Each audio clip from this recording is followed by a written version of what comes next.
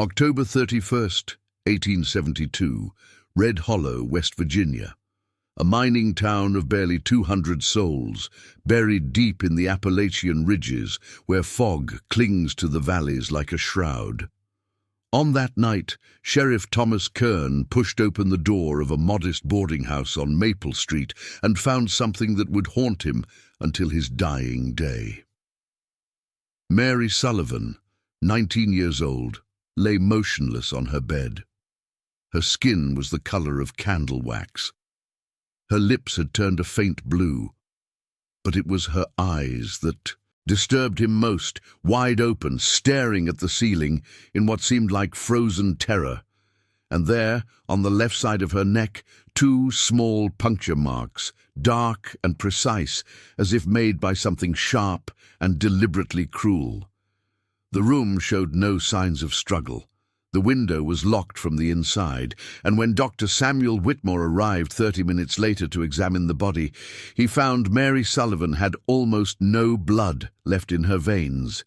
3 weeks earlier, a woman dressed entirely in black had arrived in Red Hollow on the afternoon train from Charleston.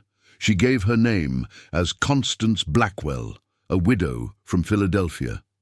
She rented a small house on the edge of town, a 2-story structure with boarded windows and a garden overgrown with weeds. The locals whispered about her immediately. She was pale, unnaturally so. She never attended church. She was never seen during daylight hours. And when she did appear, always after dusk, her presence seemed to drain the warmth from the air itself. But Red Hollow was a place used to keeping secrets. And in the autumn of 1872, those secrets were about to surface in blood. Welcome to this journey into one of the most disturbing and unresolved cases in Appalachian history. Before we go further, I'd like to ask you something. Where are you watching this from, and what time is it right now? Drop a comment below. There's something uniquely unsettling about exploring these dark corners of the past together, no matter where we are in the world. And if you're new here, welcome to our haunted community. Now, let me take you back to Red Hollow in the fall of 1872. This was a town that existed on maps but seemed forgotten by time. A collection of wooden structures huddled around a single coal mine, connected to civilization by a rail line that came twice a week. The Civil War had ended 7 years earlier, but its scars remained visible. Men returned home with missing limbs and shattered minds. Families had been torn apart by choosing different sides, and in places like Red Hollow, where survival depended on the coal you pulled from the earth, there was little room for anything beyond exhaustion and quiet desperation. When Constance Blackwell arrived, she came with 3 trunks, a collection of strange glass vials, and a story that seemed carefully rehearsed. She told the boarding house owner, Mrs. Abigail Fletcher, that her husband Edmund had died in a railway accident 6 months prior. She was seeking solitude to mourn. She had chosen Red Hollow specifically because it was remote and quiet. Mrs. Fletcher, a widow herself, sympathized. She helped Constance secure the rental house and asked no further questions. But the townspeople noticed things. The house Constance rented had belonged to the Murdoch family, who had abandoned it after their daughter drowned in Red Hollow Creek in 1869. No one had lived there since. Constance had all the windows covered with thick black fabric within hours of moving in. She hired a local boy, Thomas Pritchard, to deliver groceries after sunset, and she paid him double the usual rate, with the strict instruction that he was never to knock on the door before dark. Thomas would later testify that the few times he glimpsed inside the house, he saw candles everywhere, dozens of them, and the air smelled strange, metallic and sweet, like copper mixed with roses. On October 9, 1872, exactly 3 weeks after Constance's arrival, Mary Sullivan failed to report for her shift at the mine. Mary worked in the company office managing payroll records. She was known for her punctuality. When she didn't appear by noon, her supervisor sent someone to check on her. The boarding house room was locked. They had to break the door down. What they found inside would change Red Hollow forever. But before we continue, you need to understand something. This case was never officially solved. The records are incomplete. Testimonies contradict each other. And there are elements to this story that defy rational explanation. Elements that suggest something far darker than murder was taking place in Red Hollow that autumn. The question isn't just what happened to Mary Sullivan. The question is, what was Constance Blackwell? To understand the horror that consumed Red Hollow in 1872, you must first understand the place itself, a town that existed in the shadow of history, isolated not just geographically, but psychologically from the world beyond the mountains. West Virginia had only been a state for 9 years. It was carved out of Virginia during the Civil War, born from the conflict between Union and Confederate loyalties. The region's coal deposits made it valuable, but its rugged terrain made it nearly impenetrable. Red Hollow was established in 1863 when the Hargrove Mining Company discovered a rich coal seam deep in the Appalachian ridges. The town that grew around the mine was never meant to be permanent. It was a collection of hastily built structures, designed to house workers and their families until the coal ran out. By 1872, approximately 200 people lived in Red Hollow. Most were miners, their families, and the few merchants who supplied them. There was one church, one general store, one doctor, one sheriff. The train came twice weekly bringing supplies and mail, but few visitors. The town existed in a state of quiet resignation. People worked, survived, and hoped for something better that never quite arrived. The population was predominantly Protestant, with a strong undercurrent of Appalachian folk beliefs that predated organized religion. Stories of haints, witches, and creatures that walked between worlds were passed down through generations. The older residents spoke of the mountains as living things, full of spirits that demanded respect. When something went wrong, a mine collapse, a sudden illness, a child gone missing, it was often attributed to having disturbed something ancient that should have been left alone. Red Hollow Creek, which ran through the center of town, had a dark reputation. 3 people had drowned in it since 1865, despite the water being shallow enough to wade across in most places.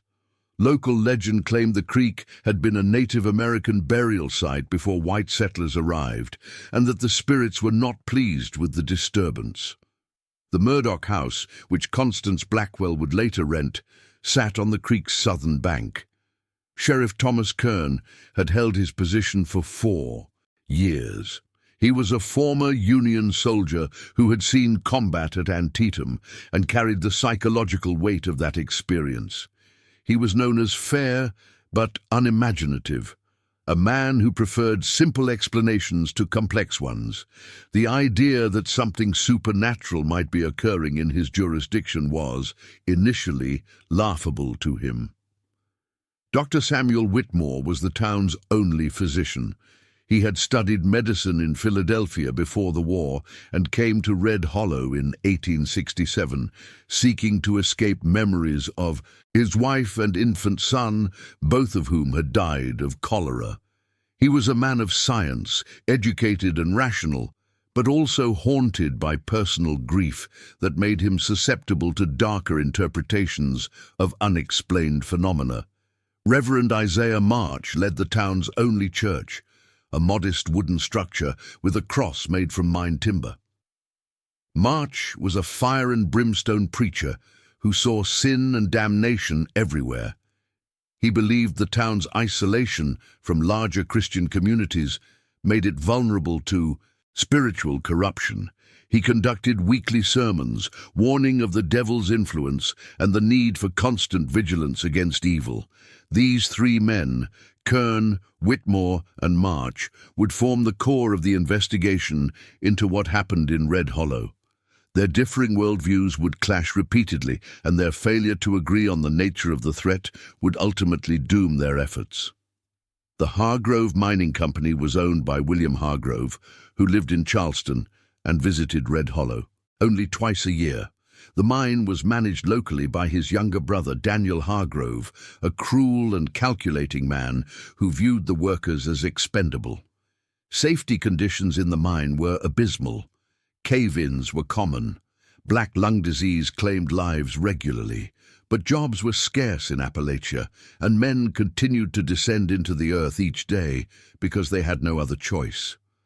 Into this environment of quiet desperation and simmering resentment, Constance Blackwell arrived in September 1872. The few people who spoke with her during her first weeks in Red Hollow described her as polite but distant. She had an accent that suggested education and refinement, not the rough speech of Appalachian miners. She wore black dresses of expensive fabric, inappropriate for a town where most women sewed their own clothes from whatever material they could afford. Her hands were soft, uncalloused, suggesting a life free from manual labor. Mrs. Abigail Fletcher, who had initially helped Constance settle in, later told investigators that the widow had asked strange questions. She wanted to know about the town's burial practices. She asked whether the cemetery was consecrated ground. She inquired about local superstitions regarding death and the dead. At the time, Mrs. Fletcher assumed these questions stemmed from grief over her husband's death. In hindsight, they took on a more sinister meaning. Constance hired Thomas Pritchard, a 16-year-old boy whose father had died in a mine collapse the previous year, to run errands for her. She paid him 50 cents per delivery, an extraordinary sum when most miners earned $1 per day. Thomas's mother was initially grateful for the income. Thomas himself would later wish he had never accepted the job.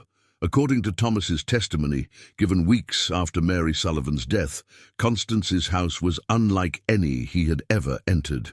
The windows were covered so completely that even at midday the interior was pitch black. Constance lit candles only after sunset, and she seemed to prefer darkness to light. The house smelled of chemicals he couldn't identify, acidic and sharp, mixing with the cloying sweetness of flowers that seemed to come from nowhere, as no flowers grew in the neglected garden.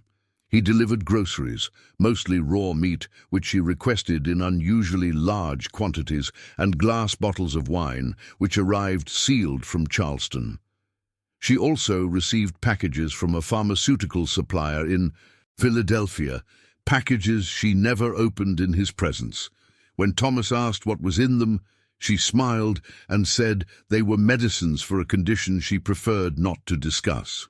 On October 7th, 2 days before Mary Sullivan's death, Thomas made a delivery later than usual, nearly midnight. When Constance answered the door, he saw something that terrified him. Her lips were stained dark red, almost black in the candlelight. And there was a smell, metallic and thick, like the inside of a slaughterhouse. She paid him quickly and shut the door. But Thomas ran home and told his mother he would no longer work for the widow, regardless of how much she paid. His mother dismissed his fears as childish imagination. 2 days later, Mary Sullivan was found dead. The discovery of Mary Sullivan's body sent a shockwave through Red Hollow that would never fully dissipate.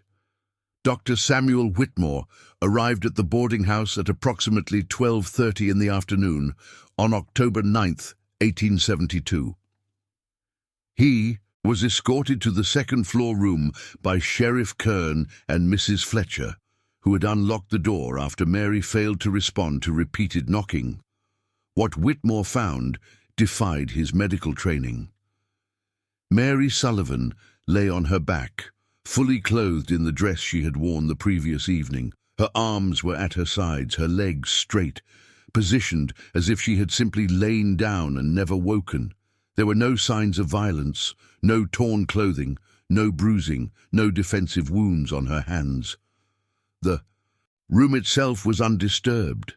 The window was locked from the inside. The door had been locked from the inside until Mrs. Fletcher opened it, and nothing appeared to have been stolen. But Mary's appearance was deeply wrong. Her skin had taken on a waxy, translucent quality. Her lips were blue, her eyes were open, staring upward, the pupils dilated. And when Whitmore examined her more closely, he noticed the marks on her neck, 2 small punctures on the left side, approximately 1 inch apart. Surrounded by faint bruising, the wounds were clean, almost surgical in their precision. When he checked her pulse, confirmed she was dead, and began a more thorough examination, he made a discovery that shook him to his core. Mary Sullivan's body was cold, far colder than it should have been given that she had died less than 12 hours earlier. And when he made a small incision to examine tissue samples, a practice he had learned in Philadelphia, almost no blood emerged from the wound. Whitmore conducted an informal autopsy later that afternoon in the church basement, the only space available with adequate lighting. Sheriff Kern and Reverend March were present. What Whitmore found was medically impossible, yet undeniable.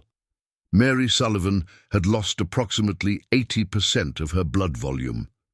There was no blood in the room, no blood on her clothing, no evidence of bleeding from any wound beyond the 2 small marks on her neck. Whitmore theorized she had been drained of blood elsewhere and then returned to her room. But this theory required believing that someone had moved her body without leaving any trace and without anyone in the boarding house noticing. Sheriff Kern immediately began questioning the other residents of the boarding house. 5 people lived there besides Mary, 3 minors, a schoolteacher, and an elderly widow. All claimed to have heard nothing unusual during the night. The schoolteacher, Margaret Reeves, mentioned that she had seen Mary return to the boarding house at approximately 8 o'clock the previous evening. Mary had been alone and appeared normal.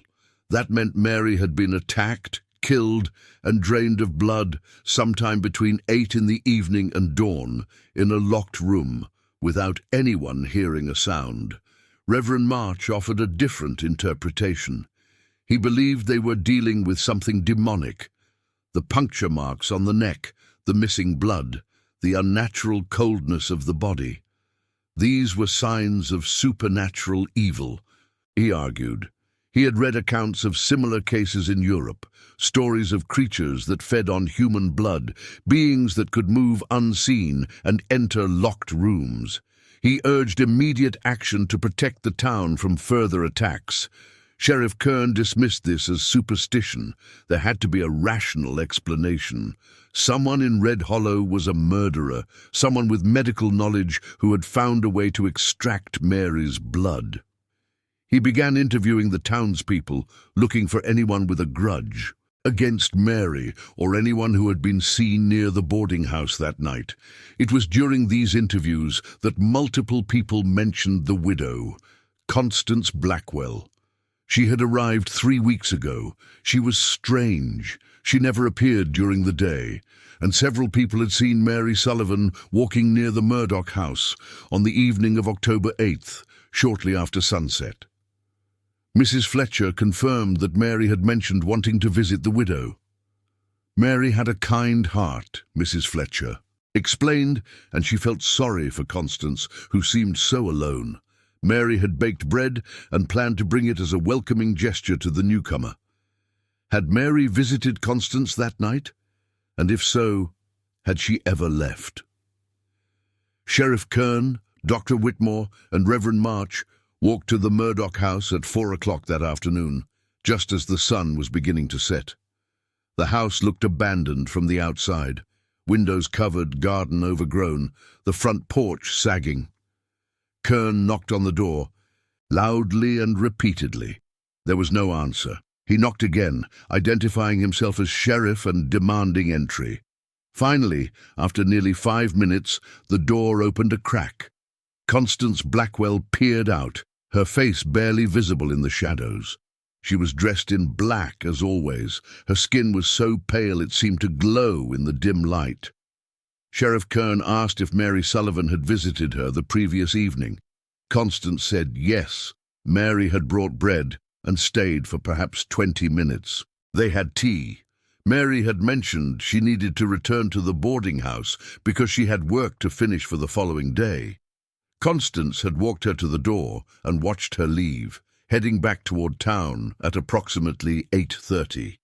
This aligned with what the schoolteacher had reported, Mary returning to the boarding house around 8 o'clock. But Reverend March, standing behind Kern, noticed something that made his blood run cold. When Constance spoke, when the light caught her face at just the right angle, her teeth seemed too sharp, not dramatically so, but enough to be unsettling. And her eyes, dark, almost black in the dim light, held an intensity that felt inhuman. Dr. Whitmore asked Constance if she would consent to a medical examination, explaining that they were questioning everyone who had contact with Mary before her death. Constance refused politely but firmly. She said she was in mourning for her husband and preferred to be left alone. Unless they had legal cause to detain her, she would ask them to leave her property. Sheriff Kern had no legal cause, no evidence directly linked Constance to Mary's death. And despite Reverend March's protests, Kern was not willing to arrest someone based on appearance and rumors alone. They left the Murdoch house as darkness fell completely over Red Hollow. That night, Sheriff Kern stationed himself in the boarding house, armed with his service revolver, determined to prevent another attack. Dr. Whitmore returned to his home office to review his medical notes, searching for any explanation he might have missed. And Reverend March knelt in the church, praying for divine guidance in confronting what he believed was pure evil. None of them slept. And at dawn on October 10th, 1872, 17-year-old Elizabeth Carver was found dead in her family's cabin on the northern edge of town. The same puncture marks on her neck, the same bloodless body, the same expression of frozen terror. Tell us in the comments what you think is happening so far. Is this the work of a murderer with medical knowledge or something far darker? The death of Elizabeth Carver shattered any remaining sense of safety in Red Hollow. Unlike Mary Sullivan, who had lived alone in a boarding house, Elizabeth had been killed in her family's home, with her parents and two younger siblings sleeping in adjacent rooms. No one had heard anything. The door had been barred from the inside, and when her father, John Carver, found her at dawn, he swore the room was freezing cold, despite a fire burning in the main hearth all night. Dr. Whitmore's examination confirmed the same impossible findings. The body was drained of blood, with only the 2 puncture marks on the neck as evidence of trauma.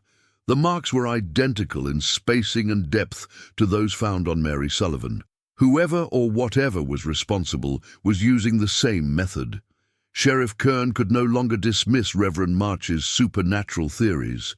2 locked room deaths in 2 days suggested they were dealing with something that could bypass normal physical barriers. But Kern was a practical man, and he refused to believe in monsters until every rational possibility had been exhausted. He organized a town meeting that afternoon in the church. Nearly the entire population of Red Hollow attended. The mood was a mixture of fear, anger, and desperate confusion. People demanded protection, they demanded answers, and increasingly, they demanded action against Constance Blackwell. The widow had been seen walking near the Carver cabin 2 nights earlier, according to multiple witnesses. She had been alone, dressed in black, moving through the darkness like a shadow. She never carried a lantern. She never seemed to stumble despite the rough terrain, and wherever she walked, dogs stopped barking and children fell quiet. Reverend March spoke passionately, arguing that Red Hollow was under siege by a creature of darkness. He referenced biblical passages about demons and unclean spirits. He cited European accounts of vampires, beings that drank blood, could not abide sunlight, and possessed unholy powers. He demanded that Constance be arrested immediately, tried, and if found guilty, destroyed according to the old methods. The crowd responded with fervent agreement. Men shouted about forming a mob, storming the Murdoch house, and dealing with the widow themselves. Women clutched their children and wept. The atmosphere teetered on the edge of violence. Sheriff Kern struggled to maintain order. He promised a thorough investigation. He promised justice. But he insisted that justice meant following the law, not giving in to mob rule. He convinced the crowd to give him 24 hours to gather evidence and confront Constance officially. As the meeting dispersed, Dr. Whitmore pulled Kern aside and showed him something disturbing. He had been reviewing old medical journals from Philadelphia, searching for any disease or condition that might explain the deaths. He found a reference to a case from 1843 in which a woman had suffered from a rare hereditary blood disorder that caused her to crave blood and experience severe photosensitivity. The condition had been studied by a Dr. Edmund Hartwell, who theorized it was related to a malformation of the blood vessels.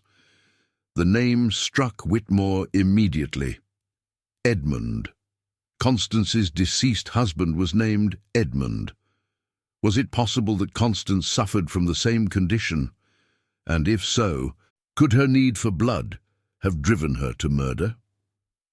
At 11 o'clock that night, Sheriff Kern, Dr. Whitmore, Reverend March, and 3 armed deputies approached the Murdoch house. They carried lanterns, firearms, and, at Reverend March's insistence, crosses and vials of holy water.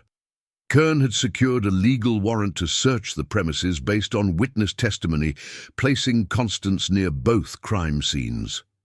The house was dark, silent. When they knocked, there was no answer.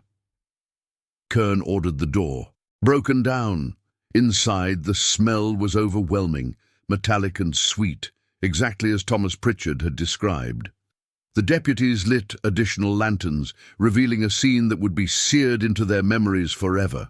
The main room was filled with candles, dozens of them, though none were currently lit. The windows were covered with thick black fabric nailed to the frames. Furniture had been pushed aside, leaving the center of the room empty except for a large wooden table. On the table were medical instruments, scalpels, syringes, glass tubes, rubber tourniquets, arranged with meticulous precision, and blood. Not fresh blood, but stains. The table was covered in dark brown stains that someone had attempted to clean but failed to fully remove. Dr. Whitmore approached the table cautiously. The instruments were of high quality, surgical grade, the kind used in teaching hospitals. But they had been modified. The syringes were larger than standard medical equipment, designed to extract greater volumes of blood more quickly. In a corner of the room, they found 3 large glass jars, each containing approximately 1 gallon of dark red liquid preserved with some kind of chemical solution. Whitmore uncorked one jar carefully and immediately recognized the smell. It was blood, human blood, treated with a preservative to prevent coagulation. Reverend March began praying loudly, his voice shaking. They moved upstairs. The second floor contained 2 bedrooms. The first was empty, except for a bed and wardrobe. The second was locked. Kern shot the lock off with his revolver, and they entered what appeared to be a study. The room was lined with bookshelves containing medical texts, journals, and handwritten notebooks.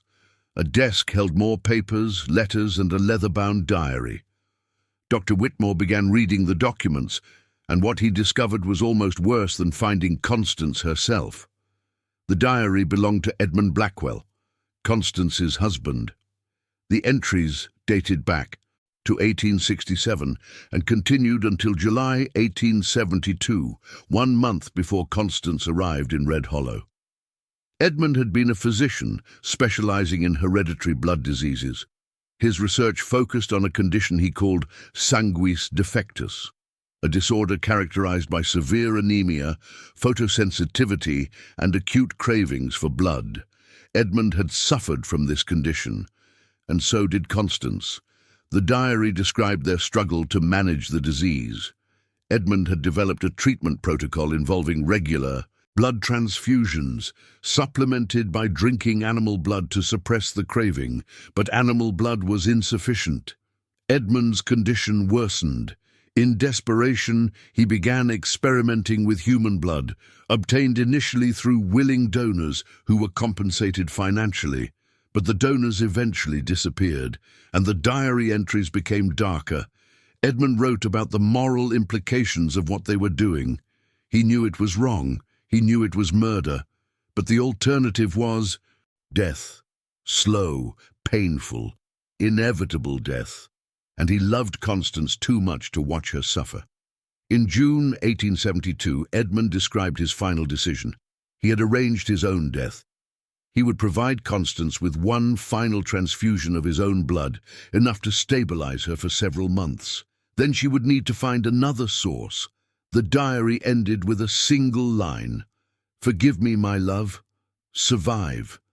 Sheriff Kern found letters in the desk drawer, letters from Constance to Edmund, written after his death. She had fled Philadelphia because the police were investigating the disappearances. She had chosen Red Hollow specifically because it was isolated, because disappearances in mining towns were common, because no one would connect the deaths to her immediately. She had not wanted to kill. The letters made that clear, but she had no choice. The disease demanded blood, and without it, she would die. Dr. Whitmore was pale, his hands shaking as he read. This was not supernatural evil. This was something almost worse, a medical horror, a disease that turned human beings into predators, that stripped away morality and left only the desperate need to survive. But where was Constance? They searched the entire house and found no trace of her. The clothes in the wardrobe were gone. The medical instruments had been abandoned. She had fled, taking only what she could carry. At dawn on October 11th, Sheriff Kern organized a manhunt.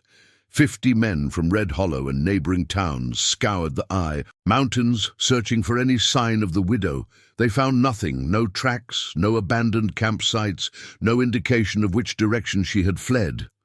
But on October 12th, another body was discovered. James Pritchard, the father of Thomas Pritchard, who had worked for Constance. James had been found dead in his home, drained of blood with the same puncture marks on his neck. The discovery triggered mass panic. If Constance could kill while fleeing, if she could strike anywhere, then no one was safe. Families barricaded their homes. Men armed themselves and stood guard through the night. Several families packed their belongings and fled Red Hollow entirely, abandoning jobs and homes in their desperation to escape. Reverend March held daily prayer services, calling for divine intervention. He organized the construction of a protective wall around the church, arguing that consecrated ground might offer safety from the creature. He blessed the homes of families who requested it, sprinkling holy water and reciting prayers of protection. Dr. Whitmore, meanwhile, was studying Edmund's medical notes, trying to understand the disease. He found references to a hereditary bloodline, stretching back centuries, primarily in Eastern European families. The condition was rare, but documented in obscure medical literature. Sufferers experienced symptoms that aligned perfectly with vampire folklore. Photosensitivity, pale skin, red stained teeth from blood consumption, the need to avoid daylight, but these were not supernatural monsters. They were sick people, driven by biology to commit terrible acts. On October 15th, a witness reported seeing a woman matching Constance's description boarding a train in Bramwell, a town 30 miles south of Red Hollow. By the time authorities arrived, the train had already departed for Bluefield. She had escaped. Sheriff Kern sent telegrams to law enforcement across West Virginia, Virginia, and Kentucky, warning them about Constance Blackwell and providing a detailed description. But no one ever reported seeing her again. The deaths in Red Hollow stopped. For 3 weeks, no new bodies were found. The town began to breathe again, though the fear never fully dissipated. People continued to lock their doors, mothers warned children to return home before dark, and men kept weapons close at hand. On November 5, 1872, a group of miners exploring an abandoned section of the Hargrove mine made a discovery that would reframe everything they thought they knew about what had happened. Deep in the mine, in a sealed chamber that appeared to have been deliberately hidden, they found an underground room. The walls were covered with symbols, geometric patterns, strange letters, drawings that resembled human figures with elongated teeth, and in the center of the room was an altar made from stacked coal stones. On the altar were 17 jars of preserved blood. Sheriff Kern was called immediately. When he arrived with Dr. Whitmore and Reverend March, they found something even more disturbing. The chamber contained personal belongings, clothes, books, tools, suggesting that multiple people had used this space regularly. And on the wall, written in what appeared to be dried blood, was a list of names: Mary Sullivan, Elizabeth Carver, James Pritchard, 3 of the victims. But below those names were 15 more, names of people who were still alive, people living in Red Hollow at that very moment. This was not the work of one woman. This was organized, planned, a cult. Reverend March's hands trembled as he read the names on the wall. These were his parishioners, families he had married and buried, children he had baptized. Dr. Whitmore found a notebook hidden beneath the altar. It contained meeting notes written in coded language, but the meaning was clear enough. A group of people in Red Hollow had been conducting rituals involving blood. They believed that consuming human blood would grant them extended life and protection from disease. The rituals dated back at least 2 years, beginning long before Constance Blackwell arrived. Had Constance been recruited by this cult? Or had she discovered it and been eliminated because she threatened to expose them? Sheriff Kern arrested Daniel Hargrove, the mine manager, after finding his initials in the notebook. Under interrogation, Hargrove confessed to leading the cult. He claimed the deaths had been necessary sacrifices to ensure the mine remained productive. He believed Red Hollow existed on cursed land, and that blood offerings to whatever dwelled beneath the mountains would protect the town from disasters. 6 other members of the cult were arrested over the following days. All were prominent members of the community, merchants, a school teacher, even the deputy sheriff who had accompanied Kern on the search of Constance's house. The revelation shattered Red Hollow's identity. The town had not been attacked by an external monster. The monster had been among them all along. Red Hollow never fully recovered from the autumn of 1872. The trials of Daniel Hargrove and the cult members took place in Charleston in the spring of 1873. 7 people were convicted of murder and conspiracy to commit murder. Hargrove was hanged in May 1873. The others received sentences ranging from 20 years to life imprisonment. During the trials, conflicting testimony emerged about Constance Blackwell's role in the deaths. Some cult members claimed she had been a victim, targeted because she discovered their activities. Others insisted she had been complicit, providing medical knowledge in exchange for protection. The truth remained unclear. The Hargrove Mining Company closed its operations in Red Hollow in 1874, citing economic reasons, though many believed the real cause was the scandal. Without the mine, the town's population dwindled. By 1880, fewer than 50 people remained. By 1900, Red Hollow was essentially abandoned, but the story did not end there. In 1923, a historian named Margaret Hayes from the West Virginia Historical Society traveled to the region while researching Appalachian mining communities. She interviewed elderly residents who remembered the events of 1872. One of those residents was Thomas Pritchard, now 67 years old, still living in the area.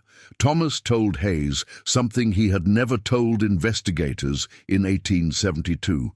On the night before his father was killed, Thomas had seen Constance Blackwell one final time. She had come to his family's home just after midnight, knocking softly on the door. When Thomas answered, his father was already asleep. Constance had handed him a sealed envelope and told him not to open it until she was gone. Inside the envelope was $200 and a handwritten note. Thomas had kept both the money and the note for 51 years.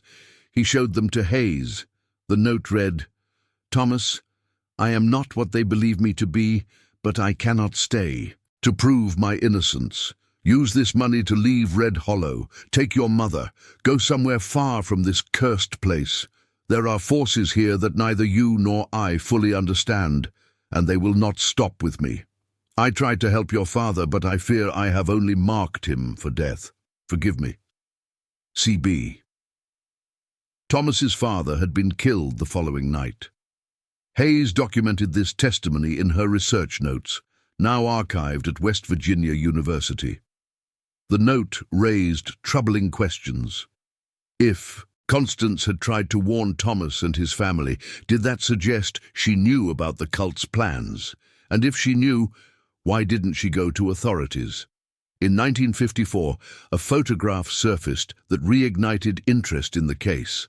A man named Robert Caldwell, who was clearing out his deceased grandmother's estate in Bluefield, West Virginia, found a collection of daguerreotypes from the late 19th century. Among them was a photograph dated 1889, 17 years after the Red Hollow deaths. The photograph showed a group of women at a hospital charity event in Richmond, Virginia. In the back row, barely visible, was a woman who looked remarkably like descriptions of Constance Blackwell. She appeared to be the same age as in 1872, which would have made her 51 years old in the photograph, yet she looked perhaps 35 at most. The photograph was analyzed by experts at the Library of Congress. They confirmed it was authentic, not a forgery, but they could not definitively identify the woman in question, as no confirmed photographs of Constance Blackwell from 1872 existed for comparison. If it was Constance, she had survived and aged remarkably slowly, a trait consistent with Edmund's description of the hereditary blood condition in his diary. In 1967, Dr. Howard Fisher, a hematologist at Johns Hopkins University, published a paper on rare genetic blood disorders.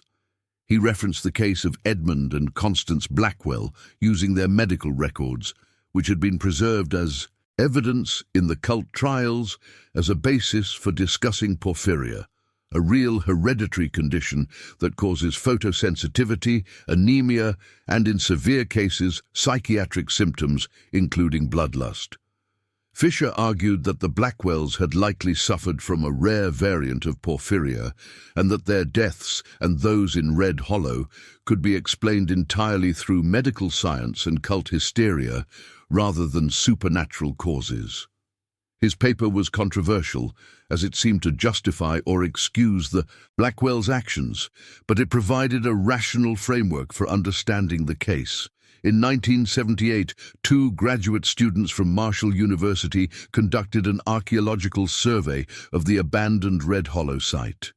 They discovered the remains of the Murdoch house, now collapsed into a foundation. Excavating carefully, they found several items buried beneath the floorboards of the basement, items that had been missed during the 1872 investigation. Among these items were more medical instruments, additional jars of preserved blood, and a second diary, this one written by Constance herself. The diary entries began in August 1872, just after her arrival in Red Hollow, and continued until October 10th. The handwriting became increasingly frantic as the entries progressed. Constance described her horror at what she had become. She wrote about Edmund's death and her desperate attempt to find a way to survive without killing. She had experimented with animal blood, as Edmund had, but it was insufficient. The disease progressed rapidly without human blood, causing excruciating pain and eventual organ failure. She described meeting Mary Sullivan, who had visited her with bread. Mary had been kind, sympathetic, and Constance, in a moment of weakness and desperation, had asked if Mary would consent to a small blood donation. She claimed it was for medical research. Mary had agreed. But taking blood had triggered something in Constance, a compulsion she could not control. She had taken too much. Mary had died. The diary entry for October 9th was barely legible. "What have I done? I am the monster they believe me to be, not because of disease, but because I am too weak to die with dignity. Edmund was braver than I. He chose death over damnation. I continue to choose survival, even knowing what it requires. God forgive me, I cannot forgive myself." The final entry, dated October 10th, described her discovery of the cult's underground chamber.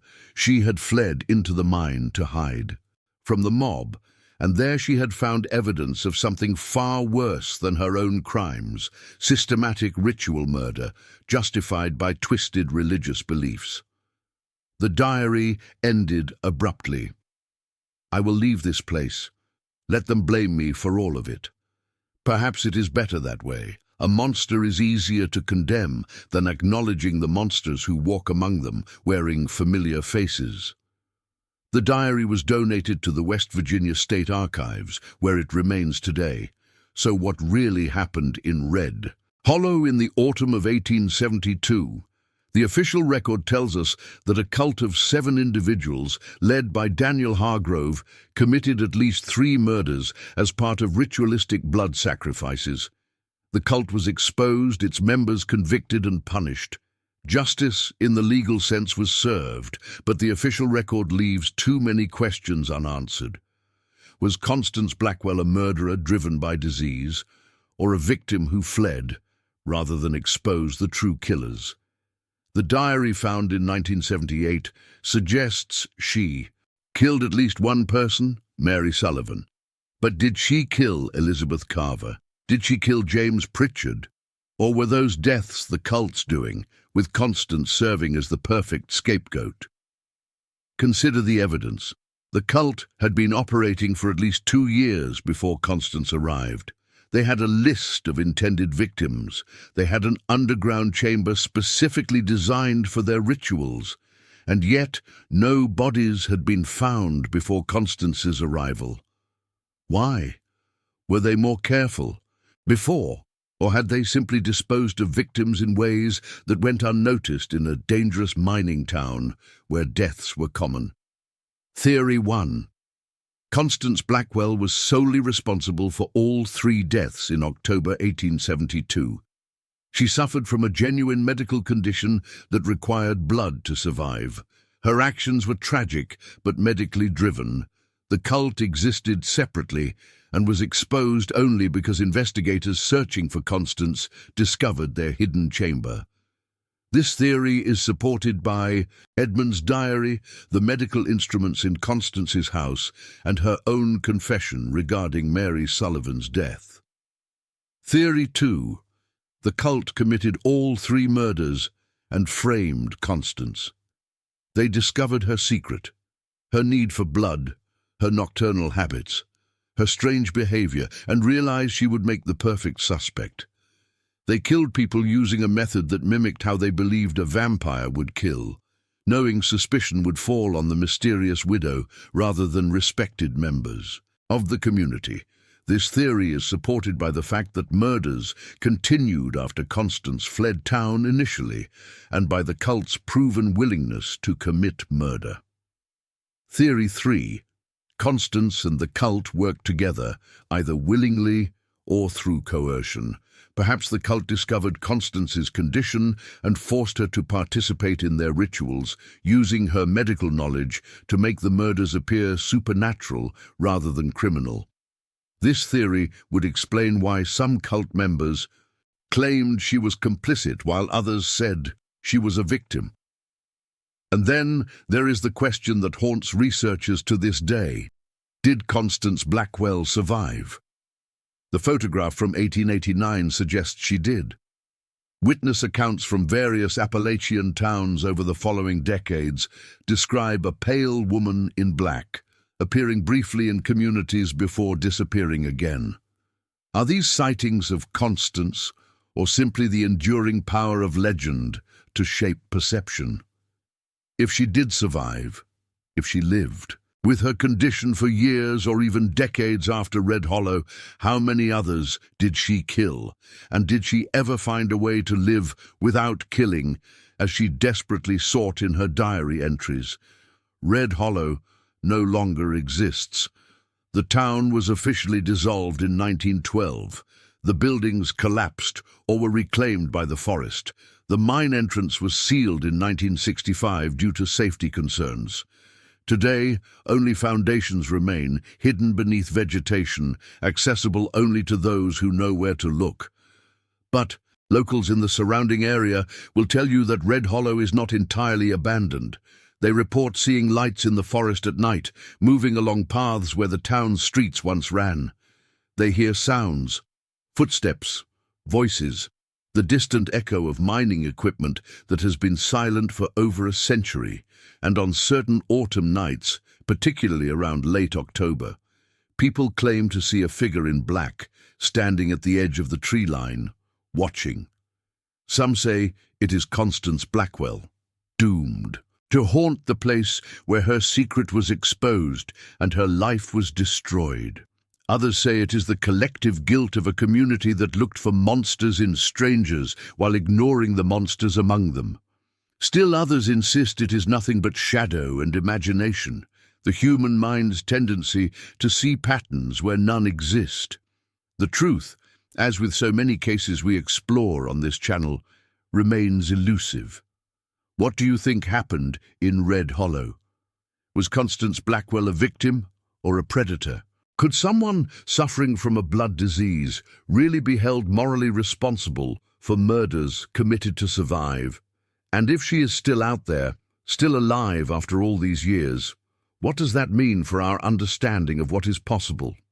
Share your theories in the comments below, and if you are fascinated by these dark corners of American history, subscribe to our channel and hit the notification bell. We have many more forgotten stories to uncover together. Until next time, stay curious. And perhaps, on nights like these, keep your doors locked and your curtains drawn. Some mysteries are never meant to be solved. Some shadows are deeper than we dare to imagine.